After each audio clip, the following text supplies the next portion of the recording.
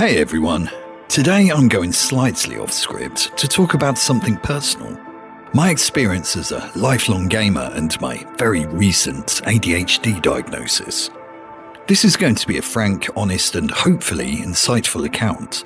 I don't want this to come across as a woe is me story or a request for sympathy. I feel it's important for me to share this because I truly believe many others can relate to this intersection of passion, struggle, and later life understanding. So let's get into it. For most of my life, I felt fundamentally out of step. At school, I was often singled out and a target for bullying that went on for years. I never understood why I was the focus, which only intensified the feeling of being different. My teachers would often express concern to me and my parents, thinking I might have some sort of learning development issue because I couldn't focus on the standard curriculum. But it wasn't a learning issue. If I was given something creative to do or something I was genuinely passionate about, be it computers, maths or anything that intrigued me, I would just absorb the information. You see, my brain wasn't broken. It was just highly selective about where it placed its focus. And because of these struggles and the constant pressure of feeling misunderstood, gaming wasn't just a hobby to me. It was an absolute necessity. It was the primary means of escape, and it was the only place I truly felt like I belonged. The immersion I found in games was total. It was the only place where the relentless internal noise of my brain finally went quiet. You see, when I'm not absorbed in something, my thoughts constantly chatter. It feels like holding a multicolour pen where every single colour is vying to be selected all at once. The noise can be exhausting, all the more exacerbated if I have a number of everyday tasks to complete. But the moment I'm in a game world, focusing on a quest log or perfecting a strategy, all that scattered energy just funnels into one clear objective. And as I grew up, I searched for other outlets that also harnessed this intense inner energy. I turned to music. I remember going to a show and watching the frontman, how he was reciprocating the energy of the crowd. It was so inspiring. So I started a band. Music became my own version of structured chaos. The live performance was the giddy highs, the raw energy and the chaos of release. But the writing, the composition, that was the structure and the calm, allowing me to intensely focus and build something unique. I could be hyper-focused for days, forgoing all my other responsibilities until I was done. Then go off and isolate myself from the world. This pattern of intense focus and subsequent burnout, though I didn't see it at the time, was a massive clue.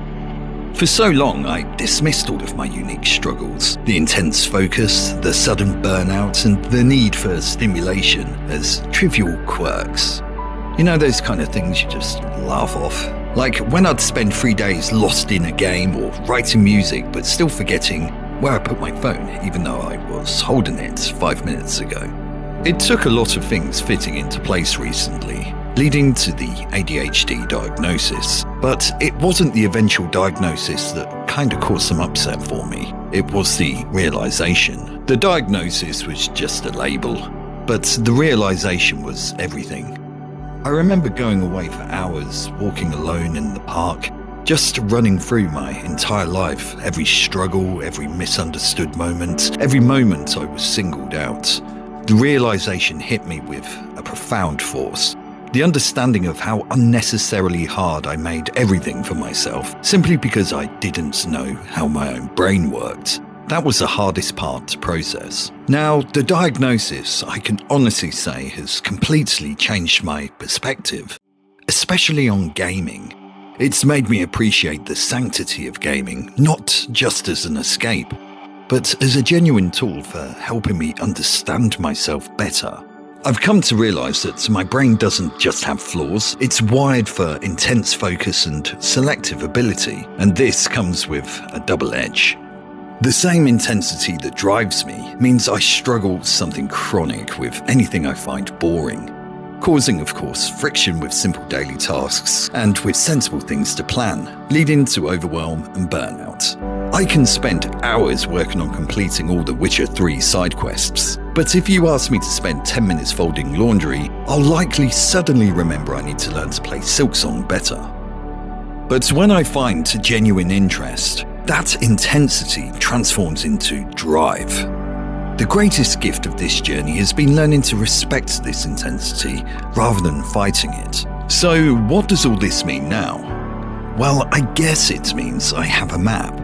I can finally look back at my entire life, the bullying, the teacher concerns, the escaping, feelings of being the odd one out, and see it not as a series of personal defects, but as a path paved by a brain that was just wired differently. The shame is gone, replaced by self-knowledge and hope. My ADHD diagnosis isn't a limitation. It's a new Game Plus mode for life. It's the moment the difficulty setting finally makes sense. For me, gaming has gone from a shield I hid behind to a mirror that I'm finally ready to look into, accept what I see, and use that unique intensity to build something better. If you're a lifelong gamer and you've recently been on a similar diagnostic journey, I'd love to hear your experience. Let's talk about what acceptance looks like for us and how we can translate the intensity we found in our passions into our everyday lives. Thanks for watching and stay inspired.